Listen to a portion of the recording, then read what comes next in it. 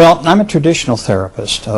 Initially, I worked not in past life regression or in any of the things that I do today. Primarily, I was working in behavior modification and working with people who had problems with sleeping and with depression, this sort of thing. In time, people would come to me and ask, well, since you are working in hypnosis, is it possible that you could take me into a past life? And I was very imperious in those days. I said, no, I don't do those kinds of things. I'm terribly sorry, but I'm very traditional in my academic orientation, and you would have to go to somebody else for that kind of thing. So what happened to me was that after a number of years passed, I had a client who came complaining of a pain in his side. He told me that he'd been to many medical doctors, had x-rays, and was told that it was all psychosomatic. It was in his mind, and that if he just forgot about it, it would go away.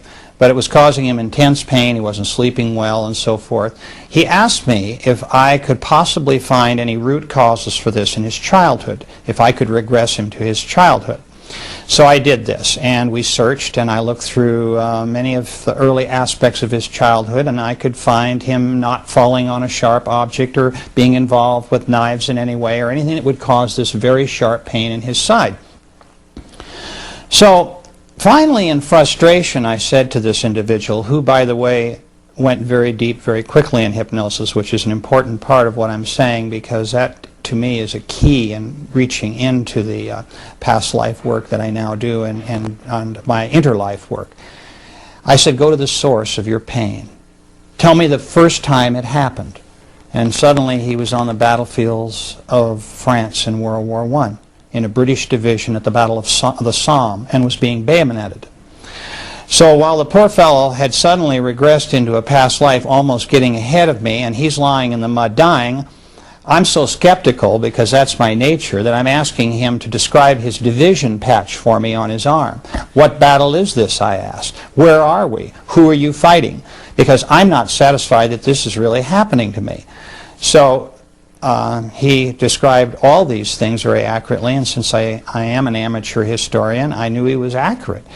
And so I realized that I'd had my first past life case, and I worked in desensitizing him just as I would have done if he'd have been a 6-year-old child who'd speared himself in the kitchen, for instance, while his mother wasn't there.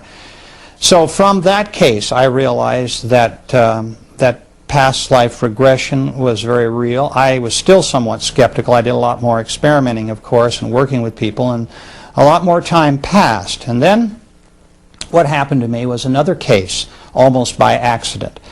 A lady came to me who complained of loneliness and isolation in society, and she felt that she was not really a part of this world, that she just felt so disoriented with the life that she was living and the people that were around her. She was thinking of suicide.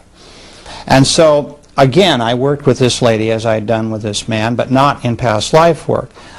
We talked about a lot of childhood issues. I put her in hypnosis. We worked a lot with her early life and so forth, and really didn't come up with anything. So like with the man I just spoke about, I asked this lady, go to the source of your loneliness and lack of companionship. And again, she was very somnambulistic. She went very deep very quickly. She was a very good hypnosis subject. And she said, I see them all right now, my companions, they're here in front of me. And I thought, you know, what are we talking about here? Is this a bridge group? Who are these people? And she's staring at my office wall with a glazed look, and she sort of, her eyes are fluttering, and she's saying to me, no, these are my spiritual soulmates, and there are 8 of them, and she described who they are. And I couldn't believe this. There just chills went up and down my spine that I had actually, I was talking to someone who was talking about a life between lives. And this is an area of which I had no experience and I'd read no books on. There weren't many books even touching on the subject. So from that case, I began to really research the area between lives. And I soon, as time went on, my practice, I changed it to working basically with people who want to know about their immortality. People who now come to me who are interested in finding out who they really are, who their soulmates are, what their spirit group is like, why they are here on earth, and so forth. To me, these are the profound questions in life. And the psychological benefits that come from people knowing these points, these issues in their life, empower them in a way that they had not had before. And so that's essentially how I came to work in the area that I do today.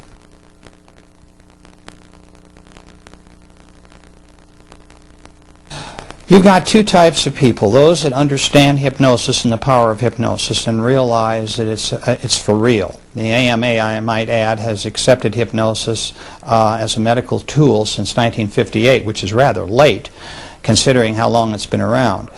But the point I want to make is that people do not hallucinate in hypnosis. The conscious mind is not unconscious. It's very aware of what is going on around at all times around the subject. It is not as if you were in bed asleep at night in a deep delta state. You are in what we call an alpha or theta state. So your conscious mind is able to work and help with information that we're deriving from your subconscious. And so hypnosis really, in terms of whether you want to believe in hypnosis or not, depends on your willingness to accept self-reports as data. And essentially, it's not like physics where we have formulas. In terms of scientific proof, one could argue that's not possible. All I can tell you is that I was a skeptic at first about the whole process of past life regression and working in the life between lives. And what convinced me that it was real and that my patients were telling me everything that had actually happened to them in the past was their consistency of their reports. It didn't matter whether someone came to me who was deeply religious or an atheist or any philosophical persuasion in between. Once I had them in deep hypnosis, they all told me the same thing about the spirit world and about their life between lives.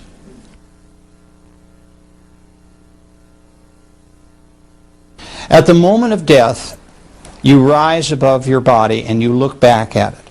Now, there have been a lot of near-death experience reports. There have been books written about near-death experiences, and certainly people who have gone through this have appeared on television and radio and have described to the public in many forums how they felt and what they experienced. But you have to keep in mind that in a near-death experience, we're talking about someone who is clinically dead only for a few minutes, so they wouldn't be around to tell what they experienced.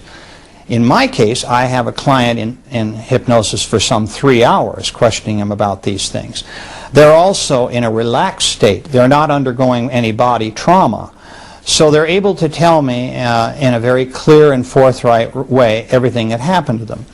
Now, let me explain that there are two types of souls. There are the more advanced type and there are the beginner type souls. There are really a few more types, but I'll just talk about these, essentially. The beginner soul, that is, the person who has not lived all that many lives, sometimes has difficulty separating from their body. And not that they're not released at the moment of death, but they hang around. They want to go to their funerals, and we're so vain. You know, these people will describe how they want to find out who's coming to their funeral, who's bringing flowers, how much respect is their body being shown, you know, being cremated or being put into the ground or what have you. So you have that type of soul who's not really ready to leave Earth's astral plane immediately because they're a little disoriented, and also they're kind of reluctant to leave this life in which they've, you know, had so much enjoyment. Then you have the second major type, which are those souls who have been around a long time and they're very experienced. They usually leave very quickly. And so both types, when they look back at their bodies, I want to tell you that there is something that's uppermost on their mind, and that is to comfort the loved ones that are left behind.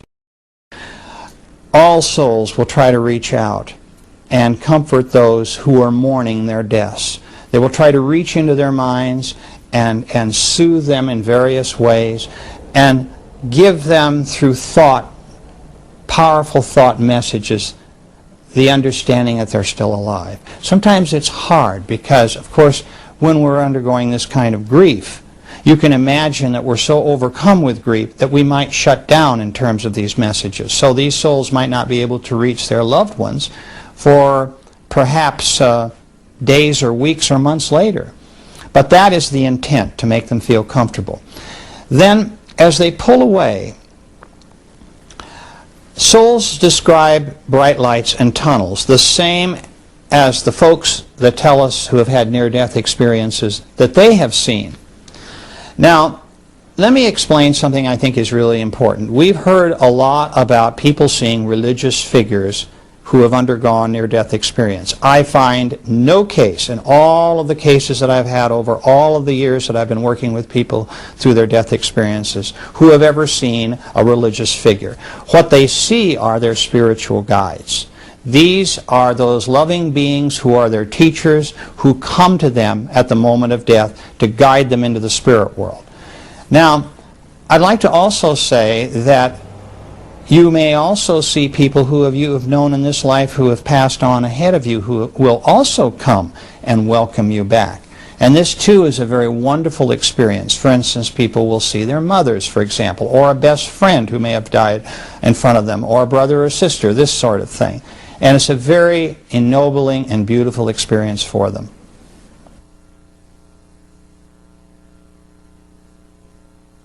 When a person who has just died sees their spirit guide or friends and relatives who they've known before, or soulmates, they usually see a projection of a face that is familiar to them. They may take the face of people that they have been in the life that is familiar to the person who has just died, or a face that they particularly like that that person who has just died knows how to identify them from. And so you have a number of different faces. People will describe them as looking like ghosts as they come towards us, and maybe this is where some of our mythology about ghosts comes from. Oftentimes they don't see anything below the waist. Essentially, they see a light form coming, misty, if you will. A pinpoint of light in the beginning, and then a misty shape, a ghost-like shape. And then when they get close, they can make out, features that are projected to them by the being that is coming towards them for recognition.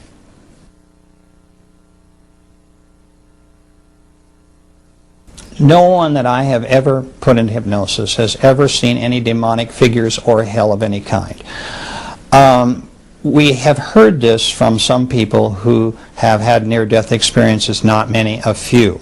My feeling of that is that those folks who claim that they could hear screaming, demons dragging them before a tribunal of some kind for a judgment and so forth, and all these things that are very religious in overtones in terms of fostering fear, are simply not in the minds of my clients.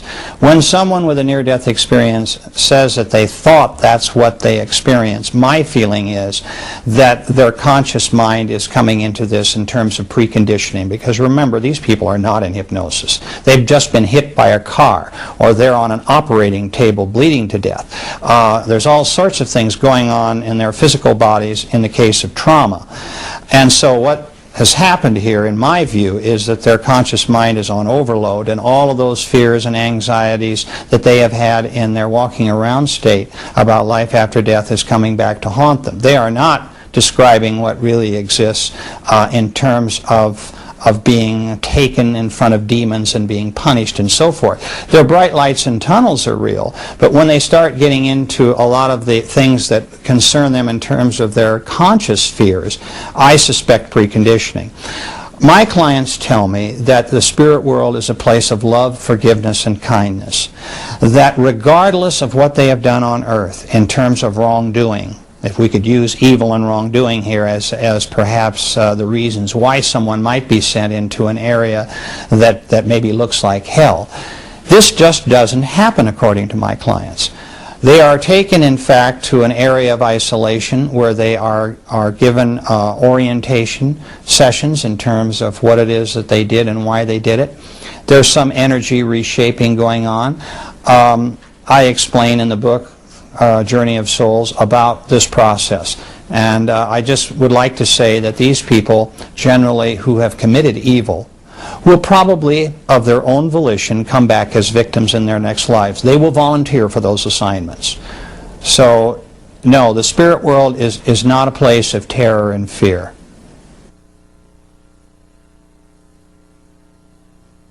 Let me describe to you where I think some people get an idea of a tribunal. And this might be filtering down through their subconscious mind. We do go before a council of what I call elders, wise beings. They've been called the old ones, the sacred ones. There's lots of different names. These are very advanced beings who review the life just lived. Our guides do this. Our guides do this when we first cross over. They talk to us in the privacy of a very quiet setting. And so we can kind of unwind and get re-energized. And then we usually go into our home, if you will, our place in the spirit world where we belong. And we can talk about that in a few minutes. But what I'd like to tell you now is the tribunals concept that I hear a lot about. People worried that they might be hauled in front of demonic judges and made to account for all their sins. These wise beings are more advanced teachers. They rank, if you will, even above our guides in terms of knowledge, understanding, and experience.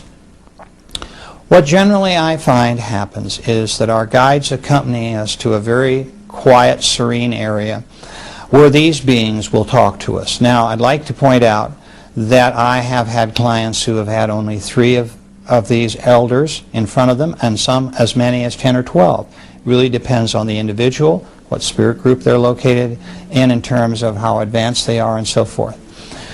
These beings will question them in a very gentle way about how you, as the person who has just died, conducted your last life, and how you feel about how well you did, or where you had failings and where there were shortcomings, and they would also like to talk to you about your successes.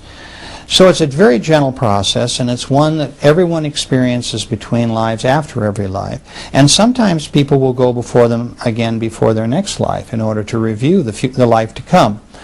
But essentially what they are very wise, understanding beings who will really review with us where we made our mistakes and how we can do better in our next life.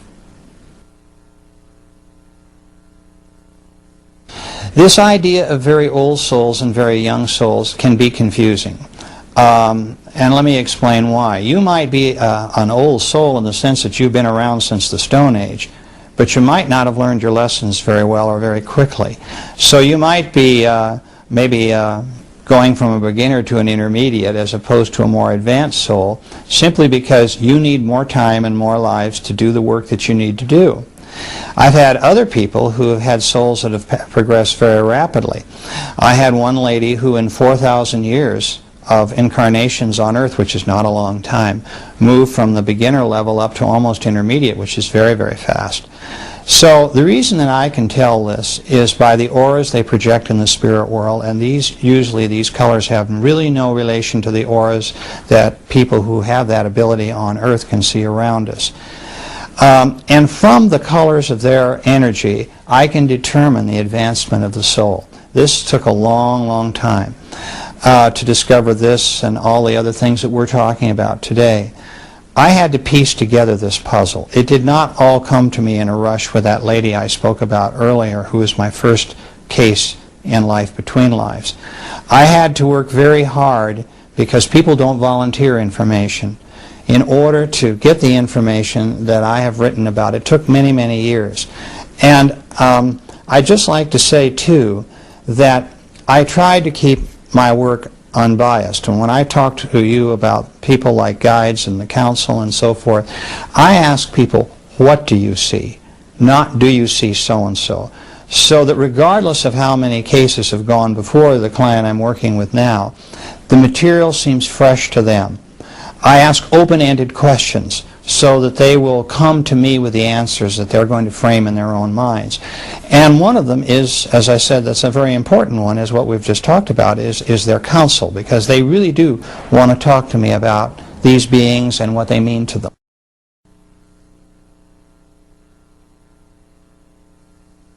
people can get misconceptions from ghosts, and it's my feeling that there are beings who have not left the astral plane yet because they're not ready to. They're very dissatisfied with things. Maybe they were murdered. They want to find vengeance and so forth. They're not forced into the spirit world. Usually they're taken by the hand when they're ready and taken into the spirit world. I might also say that there's another element of this that's kind of unique to my own work in terms of ghosts. I believe in the duality of souls. Souls have the ability to live parallel lives, to divide their energy. A part of their energy always stays behind in the spirit world. So you could have a ghost with an energy particle who is still on Earth but have the same holographic image, if you will, of that soul's ego in the spirit world at the same time. So we never stop learning, and we never actually are totally disconnected from the spirit world.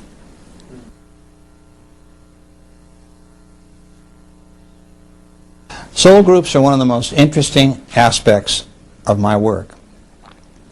The reason for this is that people who I take into their soul group are able to tell me their level of advancement based on how the others are doing in their group as well as themselves.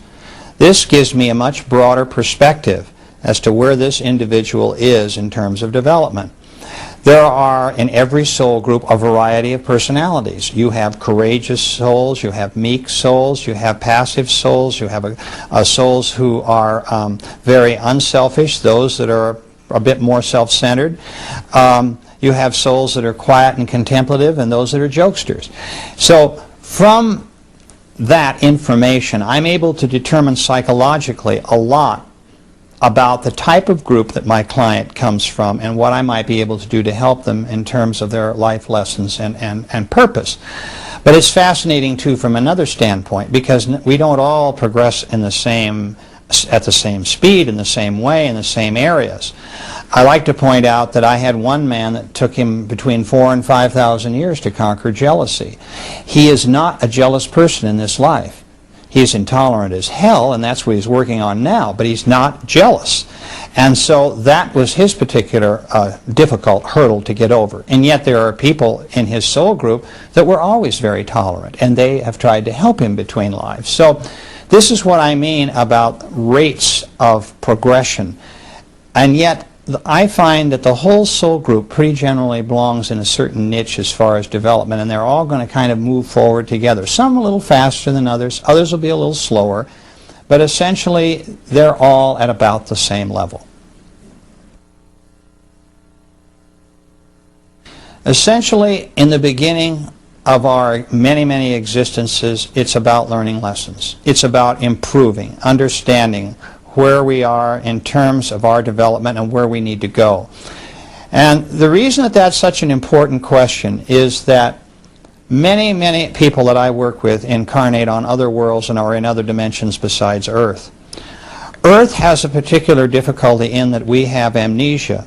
Our human minds set up an amnesic block when we come into this world so that we, in fact, don't have any knowledge that we can recall readily about the spirit world or our spirit guides. Interestingly enough, it's not so true with young children. You see a little boy or girl playing in a sandbox, 1 year old, 2 years old, and they're having these imaginary playmates which may not be so imaginary.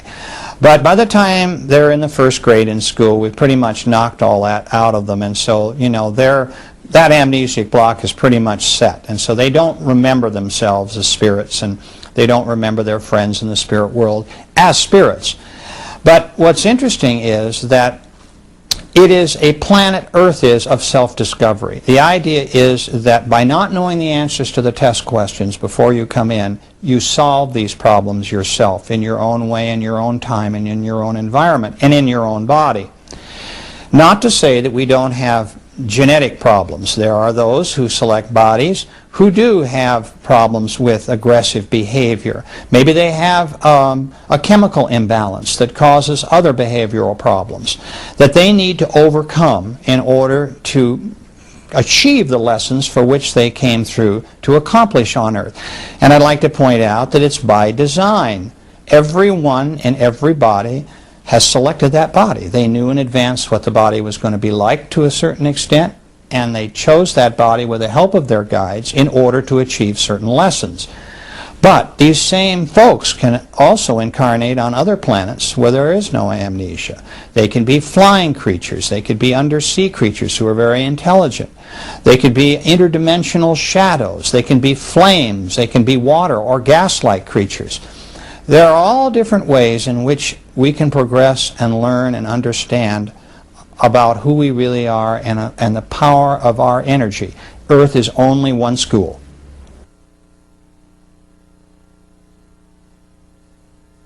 For me, it's difficult to say the word God because, to be quite frank with you, I came into this as an atheist. I did not believe in God.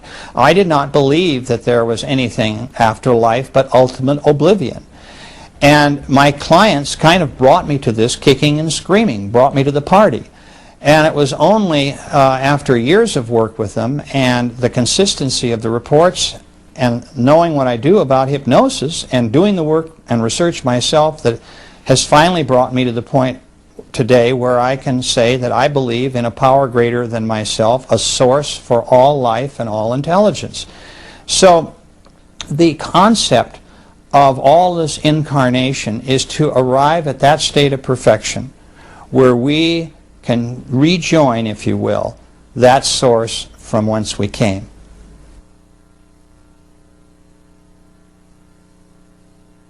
This is one of the most jovial parts, if I could call it that, of my work. Some people think that I spend a little too much time with this and make too light of it. I believe that it's important that everybody know that the spirit world is a place of humor and fun.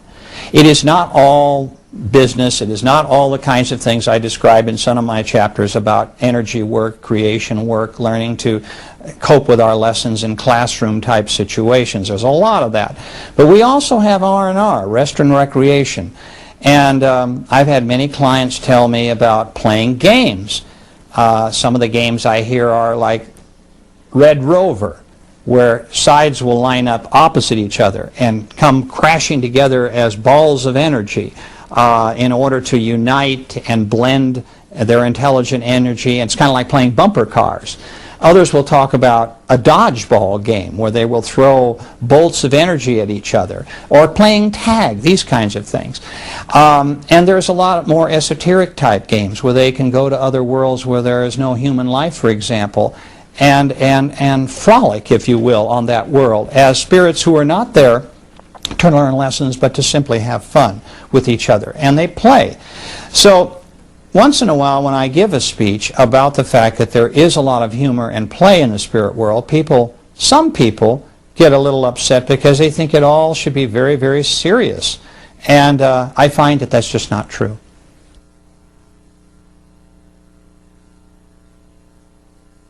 What is interesting about talking to people who have incarnated on other worlds is that there is a similarity here. Now, it may be that those people who come to Earth also like to go to certain other worlds because what it is that appeals to them about Earth may also be appealing in terms of another kind of environment that's rather similar. For instance, when I'm talking to large audiences, I ask in the audience how many people in this audience have had dreams where they could fly. Usually 75% of them will raise their hand. Then I will say, how many of you have had dreams where you can swim underwater and breathe, and that you're a very intelligent life form? About half will do that. Then I really narrow the field down. I will ask how many have been giants in their dreams, where everything else is smaller than they are. Only a few hands.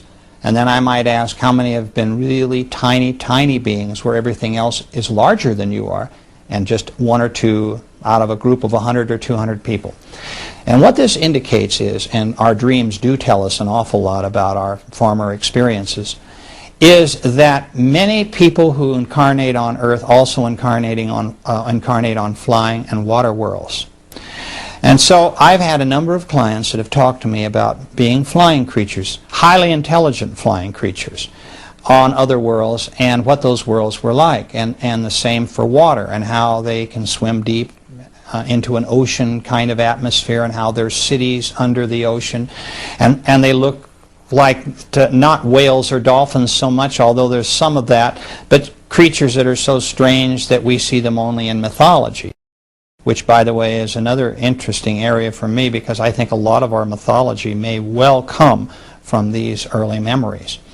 So I must tell you that there are clients who have had no other incarnating experiences except on Earth, but also many that have had off-world experiences as well.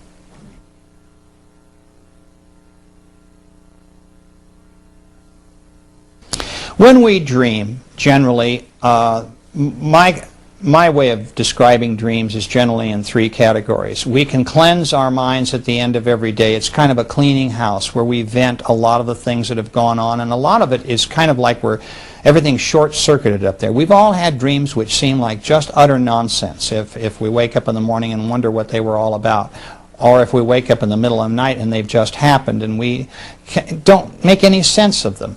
We also have those dreams which are problem-solving dreams. We go to bed with a specific problem, and somehow in the morning we wake up and our answer is beginning to formulate.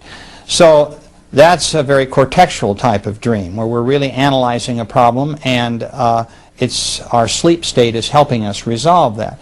Then we have what I call spiritual dreams. The dreams that I've just described in terms of flying dreams or water dreams, where in fact we are creatures that we don't understand in a conscious state, but we're reliving earlier experiences.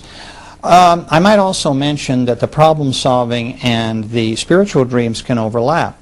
We may receive help from a guide in the middle of the night to some major problem that we just can't seem to solve during the day, and our minds are not open to receiving information from our guides. Maybe we're not people who meditate.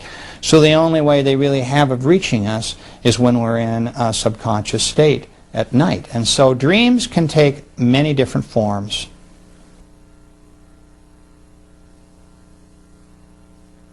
Future lives is an area that I do get into occasionally. Some of my colleagues enjoy working a lot with progression. That's the difference. It's progression instead of regression. And I've heard some interesting, I've had people who have been on starships because they're seeing into the future. A lot of times, though, I don't like working in the future, even when a client is able to talk to me a little about it, because of the fact that I think from a karmic lesson standpoint, it's better that they not know what's coming up. I feel, again, a lot of importance really comes by our discovering and problem solving when the issue is right in front of us. So I'm a little hesitant to spend too much time with that, although I've had many clients who've talked to me, for instance, about the 21st, 22nd century, how overcrowded the next century is going to be on Earth, and how there's going to be a lot of air pollution, and how it's not going to be real easy living around here. In fact, it's made my wife and I come to the conclusion I think we'll wait a century before we reincarnate together again. But I must tell you, too, that the fact of time often comes into this. People who ask me questions about whether it's possible to see into the future are suddenly confronted by this business of time, the past, present, and future all being capsulized into one action. And this is confusing for them. It doesn't bother them so much when we talk about past lives and our current life. But when we get into the future, they begin to see that, in fact, all time there's not an absolute to time. It's not a chronology like it is on Earth. But in fact, when we are in the spirit world, we're able to see into the future as well as the past. If we were not able to do this, we would not be able to select our bodies and to know a little bit about what's going to happen to us so that we, in fact, can make the determination that this body is going to be right for us. So, as of necessity, people have to come to this philosophic concept that, in fact, past, present, and future is all relative. There's been a lot of work done in recent years by people who are very scientifically oriented on this. A whole new field of quantum mechanics where they believe that everything is electromagnetic light, energy, and that time is essentially motion and not chronology, has come into play, where people have had, I think, a greater understanding as quite possible that there is no real relevance to past, present, and future as far as chronology on Earth. It's difficult for us to accept this because we see the sun come up in the morning, go down at night, there's night and day, we age, We see everything changing around us. So for us, it's chronology. Time is very important as an absolute, but it's not true in the spirit world.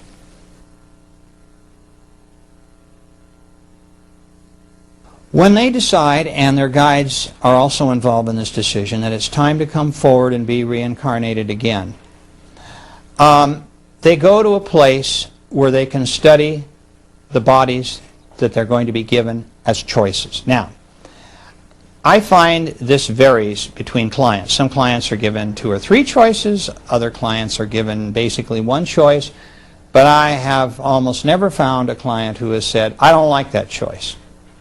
Their guides and masters know too much about them, too much about what needs to be done to make mistakes in this area. So I find most people are very joyful when they see the bodies that they're going to inhabit in their next life.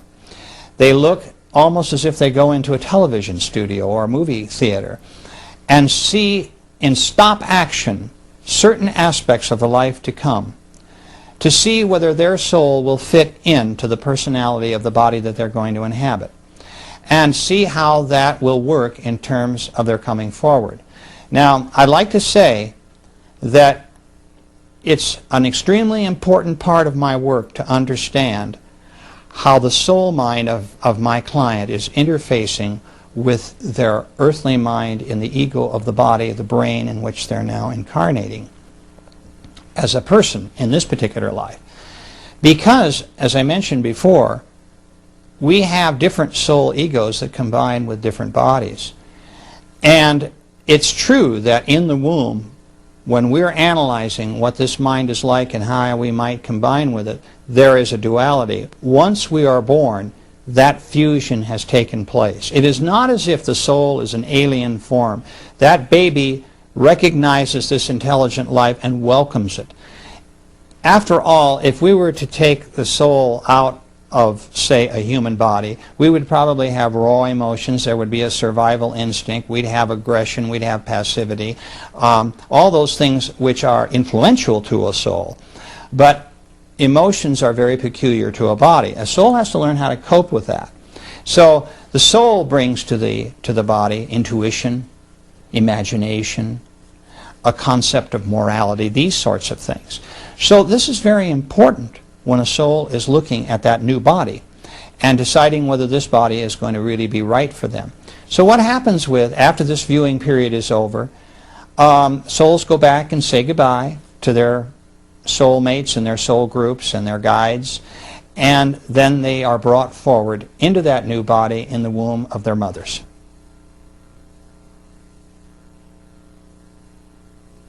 My clients describe death as something that is very, very beautiful for them. The trauma that has just gone before is pretty much wiped out at the moment of death. They rise out of their bodies, they realize that they're an immortal being. Oh my God, I'm not dead, is a statement I hear quite often. And they look back at their bodies, and of course all of their memories of all of who they are as souls and all their past lives come crashing in, and they realize that this life they have just lived is transitory. Not that they can't feel sadness for the husband and wife who is at their bedside, for example, or a child. But souls don't feel sadness the same way human beings do, because they're immortal beings. They understand that they will soon be joined by these folks they've left behind. And I can tell you this, that most people feel 2 things. They feel freedom and they feel joy at the moment of death.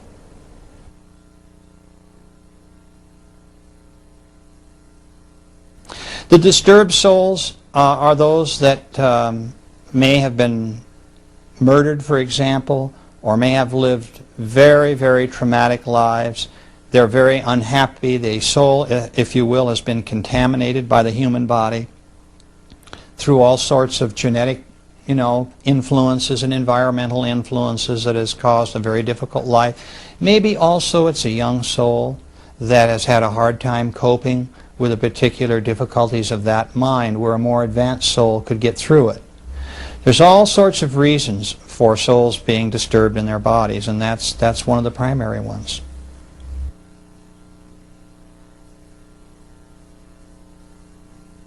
I find the different levels of souls are generally on 3 different levels, although I can keep this simple and just say beginner and advanced. In my book, I describe them as beginner, intermediate, and advanced, and there are a couple of grades in between that, but that is a general category.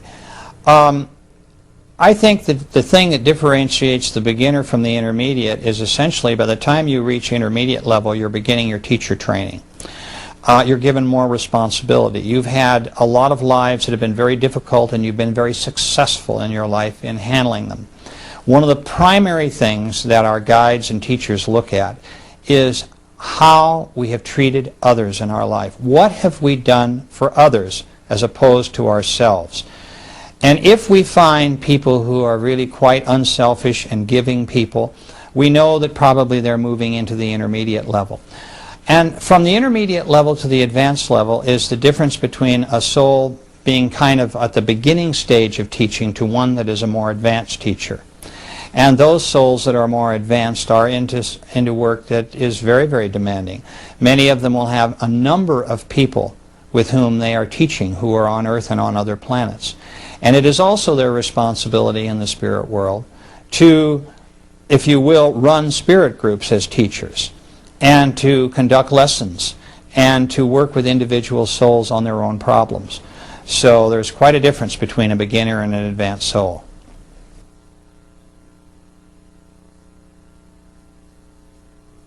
Soulmates can be confusing to people.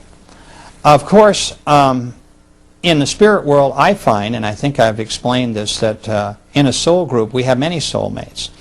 Our soul groups may be made up of 4 or 5 different people, or 25 or 30, depending on how quickly we're moving through into the more advanced stages. It could be argued that if your husband or wife is your soulmate, but it could also be argued that your best friend in high school is your soulmate, or your business partner, or whatever. And it may well be true that they are all soulmates and all come from your spirit group. For me, the most intense soulmate relationship is that being with whom we like to reincarnate in terms of a spouse, someone with whom we've been mated in many, many lives, and we often have changed genders. We've been in the male in one life and then a female in another. So this is another measure of the advancement of the soul, because I find too that if souls incarnate mostly as males or mostly as females, they haven't yet reached that intermediate level where they can interchange with ease.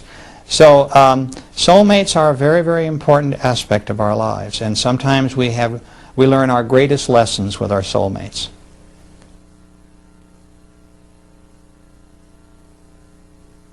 Well, orientation is that aspect of going into the spirit world where you review your last life. You review what it is that you did right and what you did wrong. Transition is when you move into the spirit world to your place where you live with your other souls who are your group. And there may be other groups that you can see around you. And finally, the last area is when you move forward.